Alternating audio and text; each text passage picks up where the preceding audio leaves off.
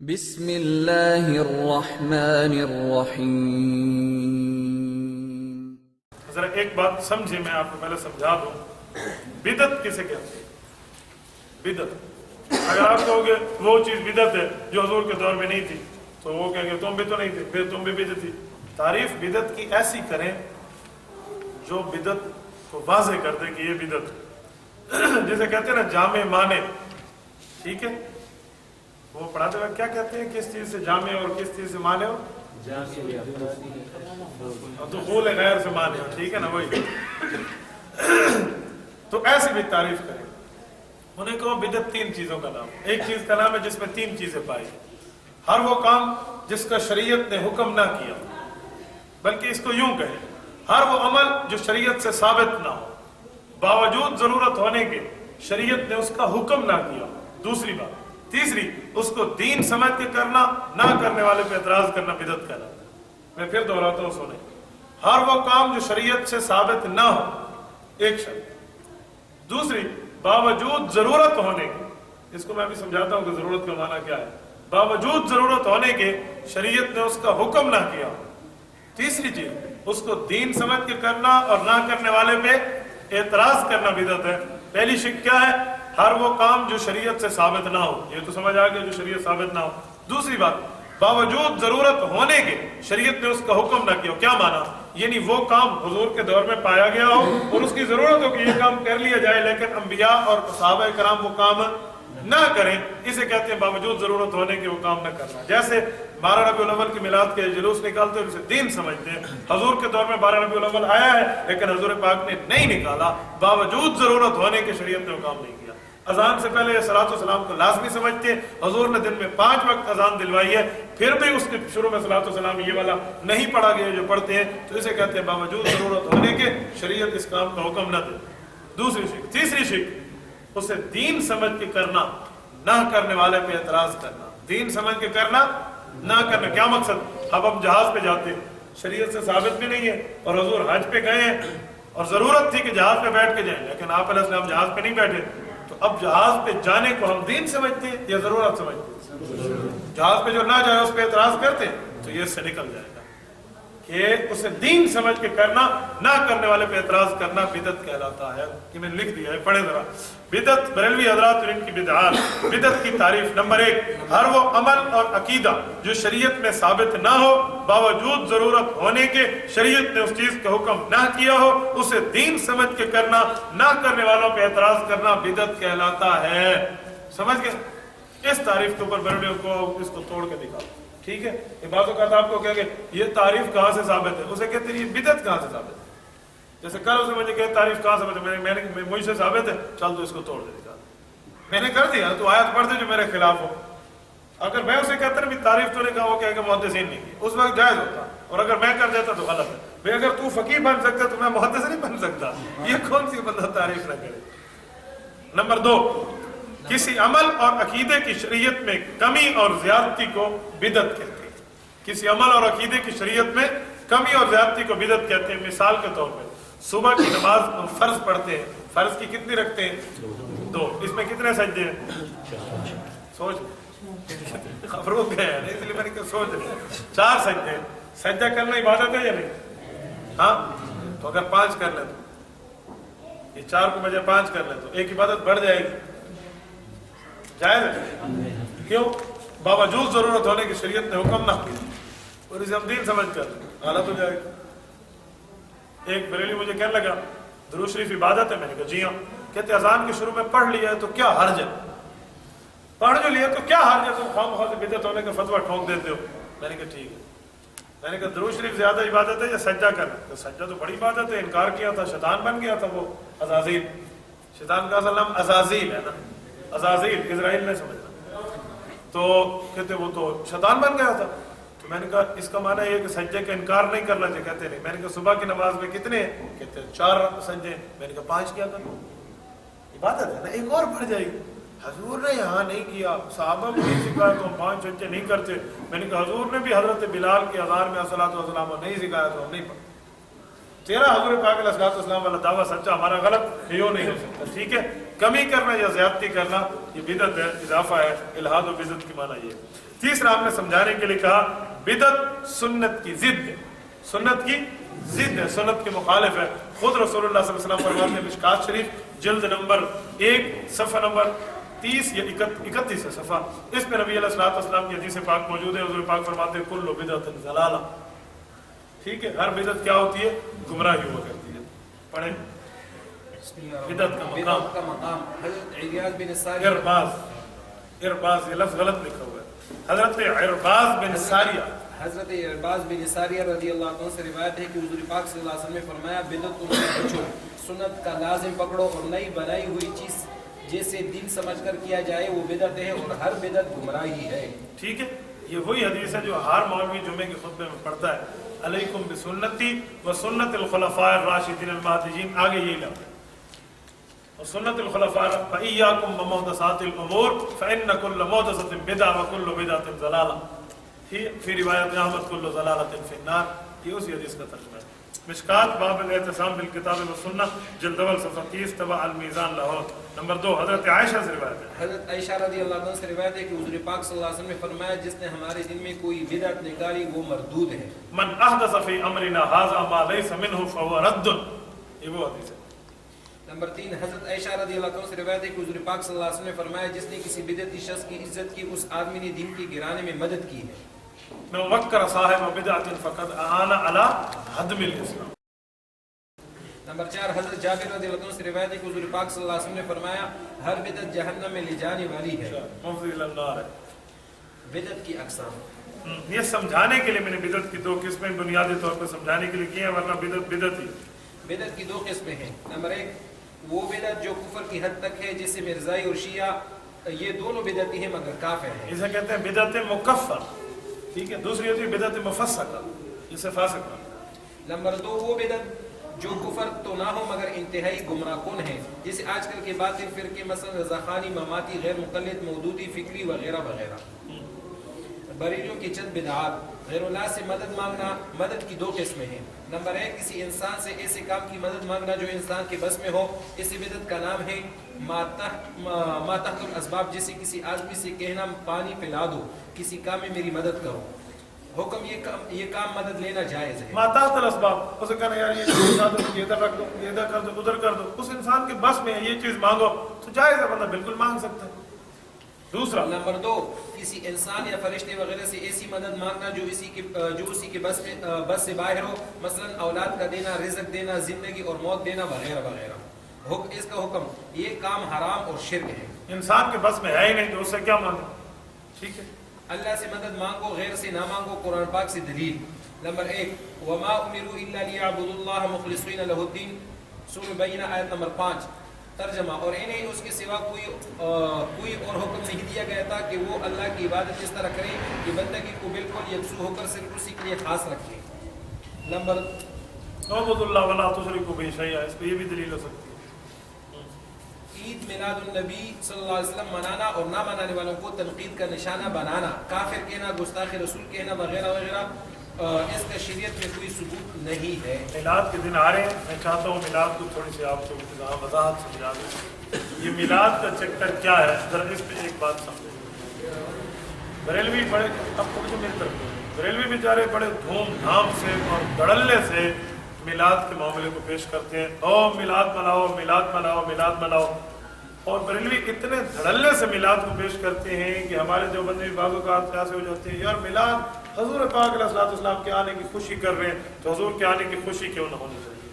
انتظامیہ کی ایک میٹنگ میں ہم بیٹھے تھے تو ایک رضا خانی اور ایک شیعہ نے، جب میں نے مسئلہ بیان کیا کہ منانا جائز نہیں ہے، صحابت ثابت نہیں ہے، تو انہوں نے کھڑے ہو کے آیت پڑھی کہ قرآن پاک میں ہے، اللہ رب العزت فرماتے ہیں لَقَدْ مَنَّ اللَّهُ عَلَى الْمُؤْمِنِينَ إِذْ بَعْثَ فِيهِمْ رَسُولًا. یہ لفظ تو من اللہ ہے نا، اس بیچارے نے پڑھا لَقَدْ مَنَ اللَّهُ. اس کو تو مجھے یہاں مبلغ علم سامنے آ گیا، پتہ نہیں یہ کیا پڑھتا ہے. تو اس آیت کا ترجمہ کر کے وہ انتظامیہ کے مخاطب ہو کے وہ شیعہ کہنے لگا دیکھو اللہ نے احسان کیا ہے، رسول اللہ صلی اللہ علیہ وسلم کو دنیا میں بھیجا، احسان کیا، تو احسان کی شکریہ تو ادا کرنا پڑتا ہے نا. جیسے بچے کو انعام دیا جاتا ہے تو پاس ہوا ہے، خوش ہوتا ہے وہ، تو اب حضور پاک دنیا میں آئے تو خوشی تو کرنی چاہیے، احسان ہوا ہے, احسان کو شکریہ ادا کرنا تو بہت اچھی بات ہے. لقد من اللہ علی المؤمنین, اس بات فیم رسول آ گیا. میں نے کھڑے کہا, میں نے کہا جناب محترم اس نے بہت بڑی تعریف کی ہے قرآن کو. قرآن پاک میں ہے لقد من اللہ علی المؤمنین اذ بعث فیہم رسولا. اللہ نے احسان کیا ہے کہ رسول اللہ کو دنیا میں مبعوث کیا ہے. حضور کی بعثت کا ذکر ہے, ولادت کا ذکر نہیں ہے. اگر خوشی بھی کرنی ہے نا تو پھر 27 رمضان کو کرو جب نبوت کا اعلان ہوا ہے. یہ از بعث فیہم رسول ہے, از والد فیہم رسولہ نہیں ہے. میں نے کہا شرم کر, رمضان والی آیت کو ربیع الاول پہ فٹ کرتے ہو. بس فبہت الذی فسق, تو کفر ہوتا ہے نا, تو وہ یہ تھا تو اس کو کفر کہہ دے. تو اس کے بعد ان کے پاس جواب نہیں تھا. میں نے کہا یار اس بعثہ کو اس والدہ پہ فٹ کر کے میلاد کے لیے دلیل دیتے ہو, کچھ شرم کرو. اور میلاد کے لیے ایک بات آپ کے ذہن میں ہو, عید میلاد النبی, پہلے کہتے تھے میلاد النبی, پھر کہتے ہیں عید میلاد النبی. کراچی میں تو اس کے 2 رکعت نماز نفل شکرانے کے پڑھتے ہیں, نئے کپڑے پہنتے ہیں. بس ایک کام رہ گیا, اس عید کا ان نے بس خطبہ بنانا ہے, وہ ابھی تک خطبہ نہیں بنایا. جمعے کا اور عید الاضحیٰ اور عید الفطر کا تو خطبہ ہے, اس کا بیچاروں نے ابھی نہیں بنایا اور وہ آ جائے گا. عید میلاد النبی کے نام پہ بڑے خرافات اور بڑے فسادات پھیلاتے ہیں. لڑکیوں کا جلوس اور پتہ نہیں ڈانس اور کیا کیا تحریک و سلوین کی عملی مشق وہاں دکھاتے ہیں. انٹرنیٹ پہ آ گیا ہے, نہیں میں آسانے کر لیں, تفصیلی طور پہ آپ اس کو نیٹ پہ دیکھ سکتے ہیں. تو یہ بڑی بڑی باتیں کرتے ہیں. عید میلاد النبی مناؤ, جو نہیں مناتا شیطان ہے. یہاں تک یہ شعر پڑھتے ہیں, ہزاروں عیدیں تیری چہل پہل پہ ربیع الاول قربان, سوائے ابلیس کے جہاں میں سبھی تو خوشیاں منا رہے ہیں. کہ ربیع الاول پہ ہزاروں عیدیں قربان ہیں, اس سے بڑی یہ عید میلاد النبی. ایک بات اور سمجھے, پہلے تو بریلویوں کو یہ کہیں کہ عید میلاد النبی ہم تو نہیں مناتے, تم مناتے ہو, ہم کون ہیں؟ ان سے پوچھو جو عید میلاد النبی نہ منائے, جلوس نہ نکالے, جھنڈیاں نہ لگائے, خوشی نہ کرے, وہ کون ہے؟ یہاں لکھ دو. پڑھا لکھا بریلوی کبھی نہیں لکھے. اسے پتہ ہے کہ الجھا ہے پاؤں یار کا زلف دراز میں پکڑا جائے گا. پڑھا لکھا کبھی بھی نہیں کرے. جو جاہل ہوگا وہ لکھ دے گا, ہاں بے ایمان ہے وہ. میں تو کہتا ہوں یہ لکھ دے بے ایمان, اس کا حکم لکھو جو نہ کرے. یہ جب لکھ دے نا حکم, فوراً ان کو پکڑ لو کہ آپ عید میلاد النبی کب سے منا رہے ہو؟ 1931 سے. میری کتاب نہیں, بریلویوں کی اپنی کتاب فتاوی مظہریہ, مرزا مظہر اللہ خان کا دکھا لیں. اس میں خود لکھا ہے کہ 1931 میں سب سے پہلے انڈیا کے اندر عید میلاد النبی کا جلوس نکلا اور نعیم الدین مراد آبادی کی قیادت میں نکلا 1931 میں. ٹھیک ہو گیا. جو نہ منائے بے ایمان ہے. احمد رضا خان مرا ہے 1921 میں, اس نے پوری زندگی جھنڈیاں نہیں لگائی, عید میلاد النبی نہیں منائی, اس نے جلوس نہیں نکالا. اس کے بارے میں حکم بتاؤ وہ بے ایمان ہے یا نہیں؟ جو تمہارا جواب وہ ہمارا جواب. ملت جمع ہو جائے نا, جواب نہیں دے سکتے. احمد رضا خان, توجہ میری طرف کریں, احمد رضا خان نے پوری زندگی 1 منٹ کا جلوس نہیں نکالا. 1 منٹ کا, یاد رکھیں. جھوٹ بولتے ہیں, اس پہ پھنس جائیں گے بریلوی. ہاں بس احمد رضا کی کتابوں میں عید میلاد النبی کا اکٹھا لفظ بھی نہیں ہے. یہ بھی دوسرا چیلنج ان کو دے دیں کہ یہ عید میلاد النبی کا لفظ احمد رضا کی کتاب سے دکھا دو. یہ کبھی بھی نہیں دکھائیں. اور امت کو مطلب لڑایا ہوا ہے, فساد ہے, یہ ہے وہ ہے. تو یاد رکھیں ایسی باتیں نہیں ہیں, یہ غلط بات کرتے ہیں. فَبِذَلِكَ فَلْيَفْرَحُوا, قرآن کریم کی آیت سے استدلال کرتے ہیں کہ حضور دنیا میں آئے ہیں. اللہ فرماتے ہیں وَبِذَلِكَ فَلْيَفْرَحُوا, آپ کو خوش ہونا چاہیے. میں نے کہا خوش ہونا اور ہے, خوشی منانا اور ہے. ہم خوش ہیں, حضور دنیا میں آئے ہیں, تو نے تو خوشی منانا شروع کر دی ہے. خوشی ہونا اور ہے, خوشی منانا اور ہے. فَبِذَلِكَ فَلْيَفْرَحُوا آیت حضور پاک علیہ السلام پہ اتری ہے. نبی علیہ السلام نے تو کبھی جلوس نہیں نکالا, کبھی جھنڈیاں نہیں لگائی, کبھی یوں چراغا نہیں کیا.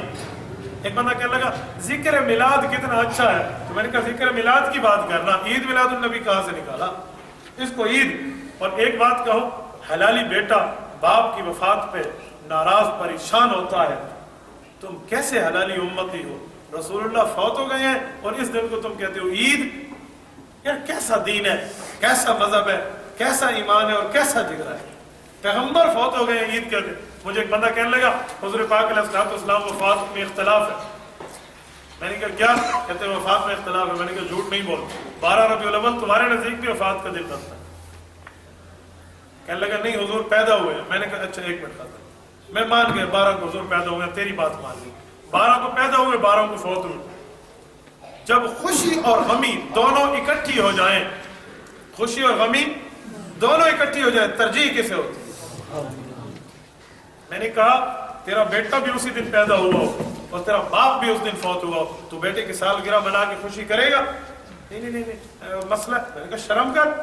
میں مان گیا 12 ربیع الاول حضور پہ آدھے چلو تیری بات 1 منٹ کے لیے, وفات بھی تو ہے نا, تو خوشی اور غمی اکٹھے ہیں, پھر تو خوشی کیسے کر رہا.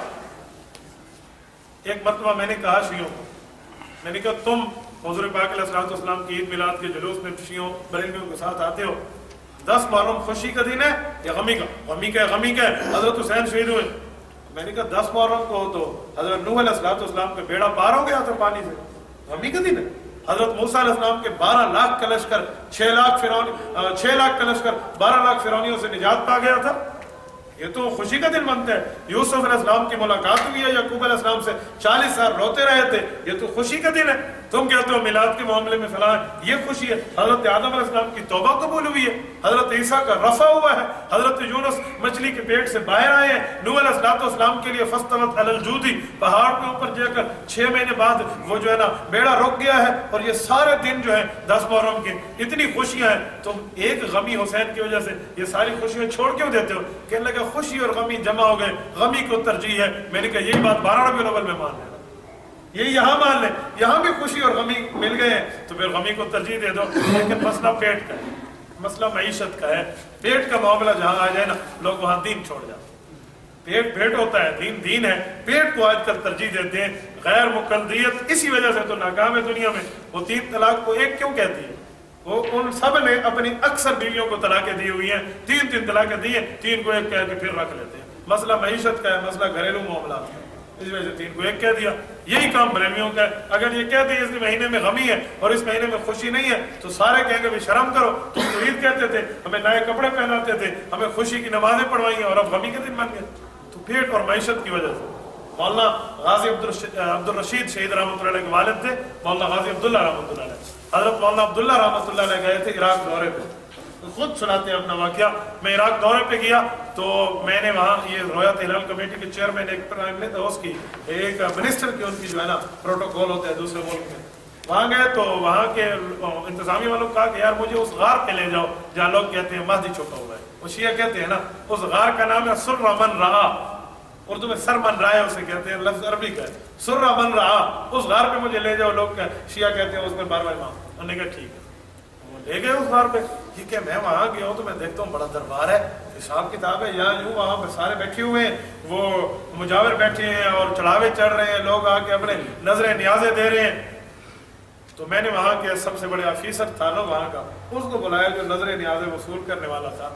مولانا عبداللہ کہتے ہیں میں نے انہیں کہا میں نے آپ سے ایک بات کرنی. اس نے کہا جی کریں. تو میں نے کہا یار یہ بتاؤ یہ امام اندر ہے؟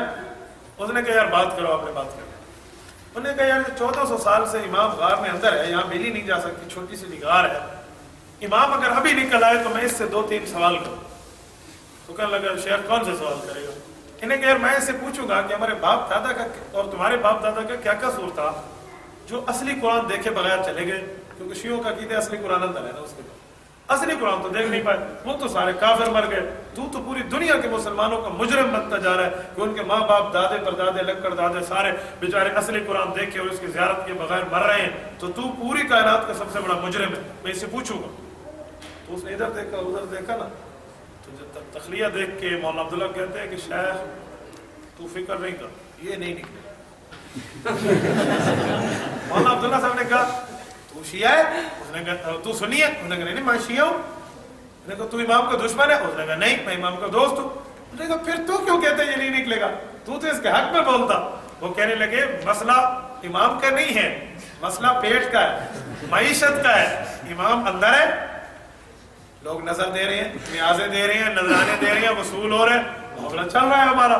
یہ نکل گیا تو ہمیں کون پوچھے گا؟ اگر نکل بھی آیا قتل کر کے اندر تاکہ معاملہ چلتا رہے. اسے کہتے ہیں پیٹ کا چکر. بریلوی بیچاروں کو بھی یہی ہے انہی کی طرح. اب یہ کہہ دینا خوشی کا مہینہ اور غمی کا مہینہ برابر ہو جائے تو پھر معاملہ ان کا خراب ہو جاتا ہے. معاملہ پیٹ کا ہے, اسی لیے عید میلاد النبی کو ان میں پھٹا ڈال رکھا ہے, یہ ہوا ہے وہ ہوا ہے فلاں ہوا ہے فلاں ہوا ہے. کوئی عید میلاد النبی کا جلوس ثابت نہیں ہے, نہ ضروری ہے نہ پیچھے. ہمارے پاس پاکستان کے علاقے ہیں جہاں دیوبندی بھی جلوس نکالتے ہیں, ہمارا ڈی اے خان بھی انہیں کے علاقے, ان علاقوں میں نکالتے ہیں. آپ لوگ کہیں گے پھر وہ کیوں نکالتے ہیں, تو اس بارے میں آپ کیا کہتے ہیں؟ تو ایک بات ذہن میں رکھیں, یہ دیوبندیوں نے خواہ مخواہ کی کھپ اپنے گلے میں ڈالی ہوئی ہے.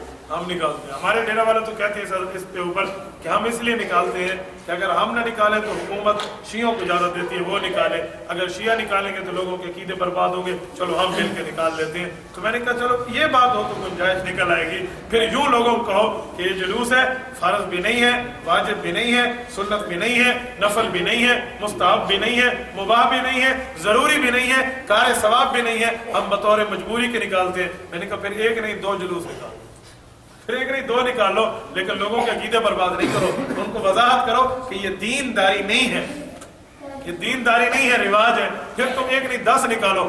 یار دھرنے اور احتجاج بھی اسلام میں حرام تھوڑی ہے. لوگ 100 150 دن کے دھرنے دیے بیٹھے ہیں, تو جائز ہے اگر بندہ شریعت کی کوئی ادات میں رہ کر دھرنا اور جلوس نکالے, لیکن یہ ساتھ کہو یہ دینداری نہیں ہے.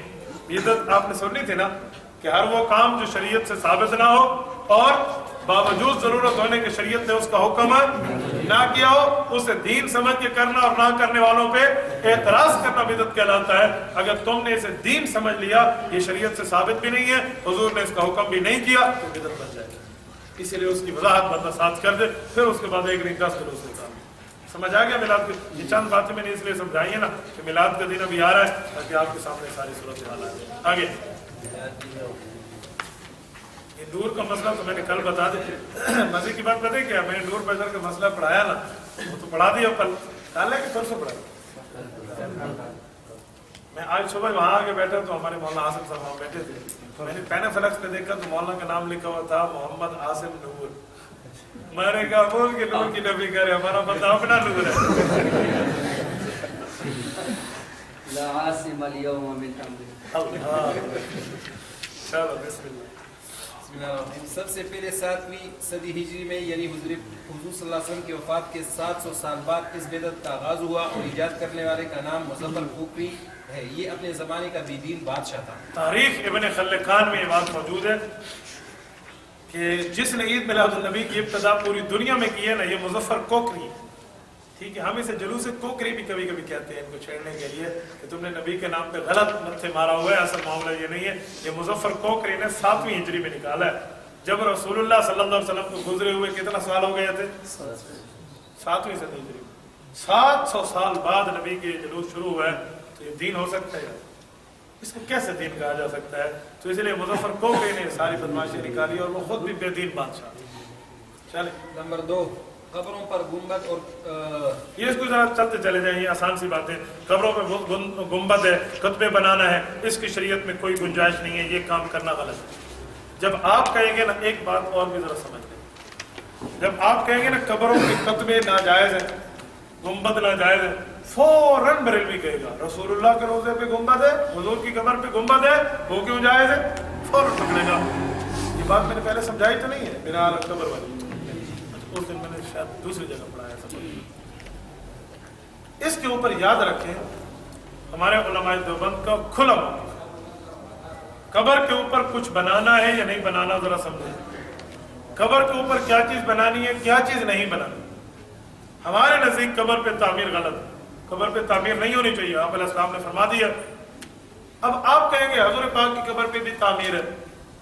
جس وقت نجدی اس کو گرا رہے تھے, علماء دیوبند اس روزے کی حفاظت کے لیے وہاں گئے تھے اور انہیں جا کر کہا تھا کہ حضور پاک علیہ السلام کے روزے کے اوپر یہ تعمیر مت گراؤ. انہوں نے کہا حدیث میں ہے, علامہ عثمانی رحمہ اللہ متکلم ہے نا, علامہ عثمانی سے کہنے لگے حدیث میں ہے قبر کے اوپر جو بنا ہے حضرت علی کو فرمایا گرا دو, ہم گرا دیں گے. قبر جو ہے قبر کے اوپر بنا نہیں بنانی چاہیے. تو ان کا فیصلہ ہو گیا. یہاں کے علماء نے کہا آتے ہیں ہماری بات کرو. پورے عالم عرب کے علماء بیٹھے, وہ بندے بھی بیٹھے جو ہمارے پڑھے تھے اور وہاں کے بادشاہ تھے, یہ وہاں بیٹھے اور جو ہے نا علماء دیوبند کو بلایا. علماء دیوبند نے ان سے بات کی. سب بادشاہ درمیان میں بیٹھے ہوئے, ہاں بھائی اگر تم نے ان باتوں کا جواب دے دیا دیوبندیوں کو تو میں گرا دوں گا, اور دیوبندیوں نے تمہیں چپ کرا دیا تو پھر نہیں گرائیں گے. سارے کو گنبد گر گئے تھے, حضور پاک علیہ السلام والا موجود تھا.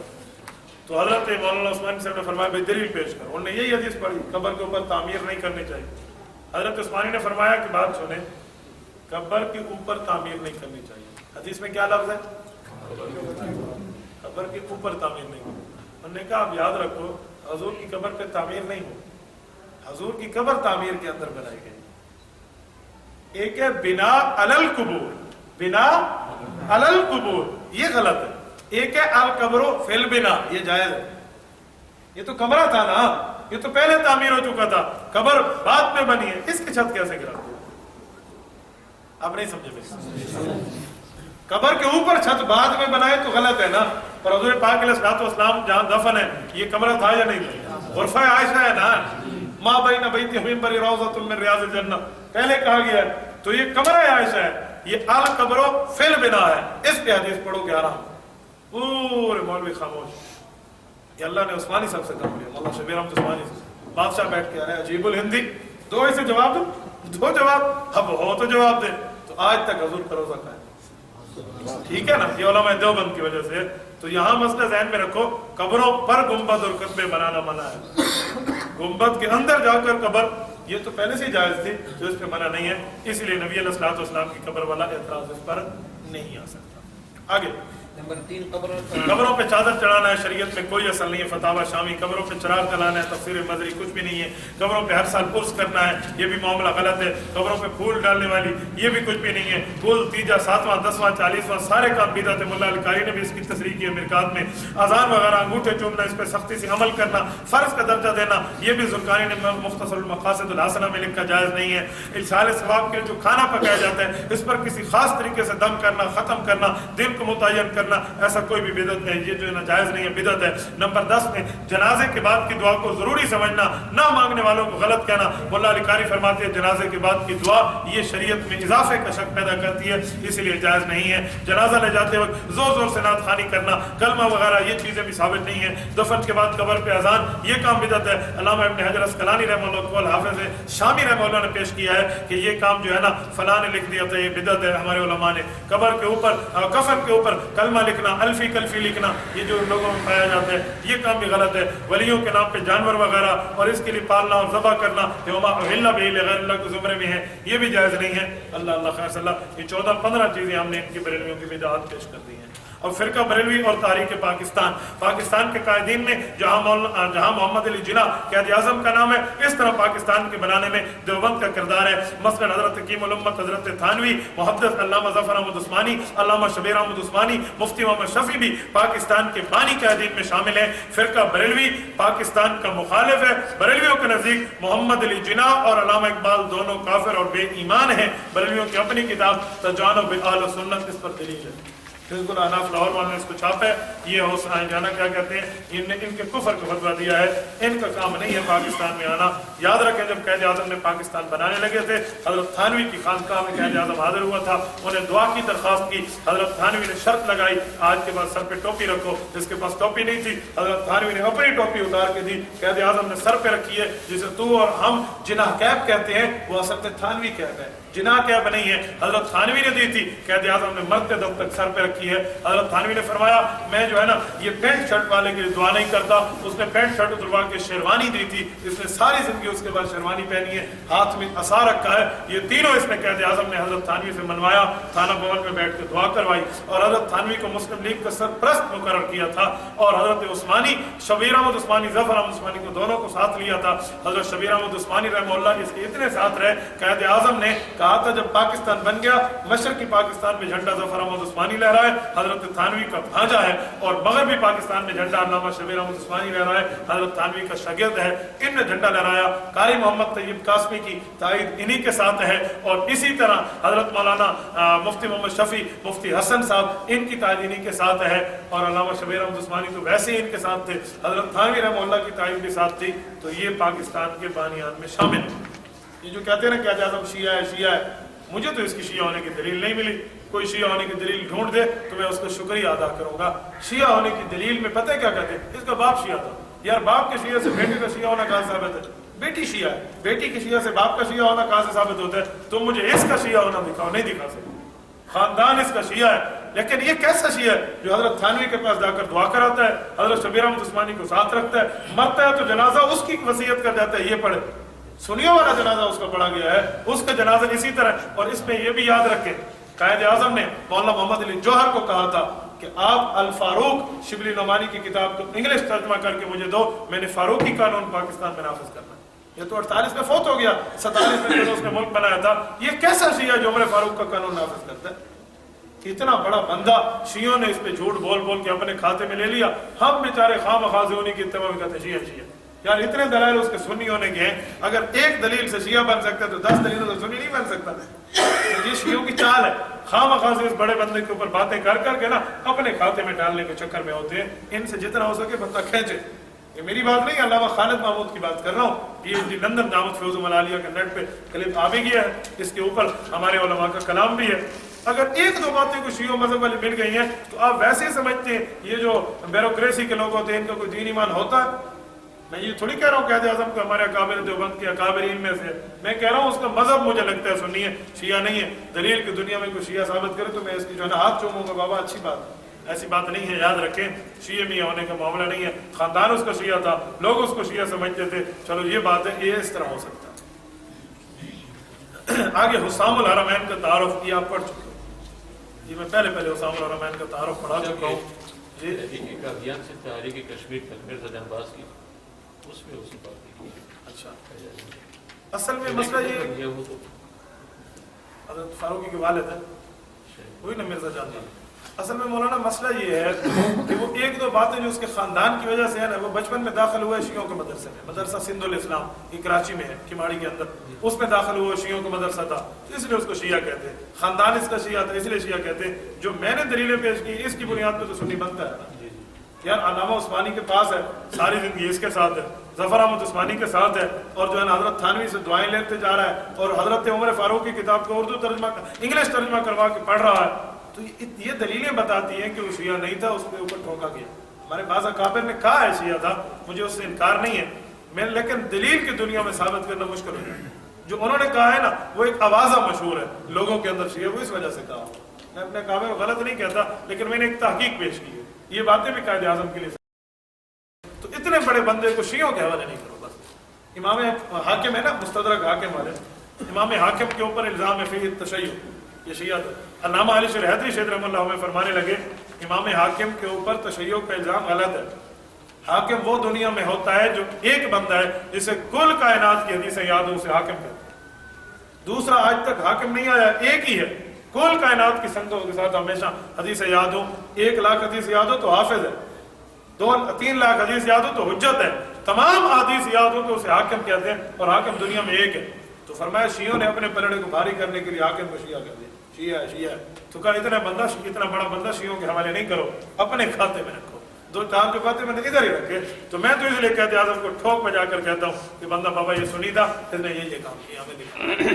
بس وہ بچپن والا الزام ہے، باپ نے اس کو شیعوں کے مدرسے میں داخل کیا ہے، خاندان شیعہ ہے، بیٹی شیعہ ہے، پتہ نہیں بیوی کوئی ادھر ادھر سے آئی تھی وہ بھی کوئی شیعہ میں پتہ نہیں اس سے، اور نام بھی اس کا محمد علی تھا تو لوگ اسے کہتے شیعہ. علامہ علی شیر حیدری کے بارے میں مشہور ہے وہ شیعہ تھے. میں نے حضرت حیدری شیر رحمہ اللہ سے خود پوچھا، میں نے کہا حضرت آپ شیعہ تھے؟ میں شیخ کے الفاظ آپ کو سناتا ہوں. میرے ہاتھ پکڑے اور مجھے کہا گرمانی، مجھے مذاق میں گرمانی کہا. میں نے کہا گرمانی ایک کافر نسل، میری 7 پشتیں کوئی نہیں، 7 پشتوں میں میری یہ کافر نسل نہیں ہے. تو لوگ ایسے خام خواہ سے کہہ دیتے ہیں. مولانا جان باز نے شاید اسی وجہ سے لکھا ہوگا کہ وہ آوازہ مشہور ہے. چلو میں نے تو اپنی دلیلیں پیش کی ہیں، باقی جی ہے یا سنی ہے وہ اللہ اللہ خیر. بریلویوں کے خلاف لکھی جانے والی کتابیں، اگر آپ کتابیں پڑھنا چاہیں تو حضرت نعمانی کی 3 کتابیں، فیصلہ کن مناظرہ، سیف یمانی، فتوحات نعمانیہ. حضرت شیخ سرفراز خان صفدر رحمہ اللہ کی آنکھوں کی ٹھنڈک ہے، ازالت الریب ہے، عبارات اکابر ہے، راہ سنت ہے، راہ ہدایت ہے، دل کا سرور ہے، گلدستہ توحید ہے، تنقید متین ہے، باب جنت ہے. حضرت لدھیانوی رحمہ اللہ شہید رحمہ اللہ کے اختلاف امت ہے. حضرت علامہ خالد محمود حافظ اللہ کی مطالعہ بریلویت ہے اور مقدمہ تعزیر الناس ہے. استاد گھمن دامت برکات العالیہ کی فرقہ بریلویت کا تحقیقی جائزہ، حسام الحرمین کا تحقیقی جائزہ، کنز الایمان کا تحقیقی جائزہ یہ بھی آ چکا ہے. اور مفتی مجاہد حافظ اللہ جو ہمارے گجرات کے ہیں ان کی کتاب ہدیہ بریلویت ہے. مولانا ابو ایوب قادری دامت فیوزہم العالیہ کی 2 کتابیں، کنز الایمان کا بڑا آپریشن اور دست و گریباں، یہ بھی دونوں جلدوں میں آ گئی ہے. اور اب تیسری کتاب بھی آ گئی ہے بریلوی حضرات سے 500 با ادب سوالات. ٹھیک ہے، یہ آپ پڑھنا چاہیں تو آپ اس پہ پڑھ سکتے ہیں. اللہ پاک آپ کو ہمیں جزائے خیر عطا فرمائے.